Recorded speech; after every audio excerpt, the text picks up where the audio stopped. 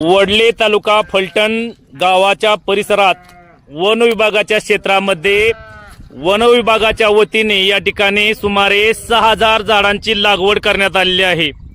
वडले ग्रामपंचायत तसेच वडले सोसायटी यांच्या सदस्य तसेच संचालक पदाधिकाऱ्यांच्या मागणीवरून या ठिकाणी वन विभागाने वडले गावाच्या गावठाणाच्या आजूबाजूला असलेल्या सुमारे 12 एकरामध्ये 6000 झाडांची लागवड या ठिकाणी करण्यात आलेली आहे।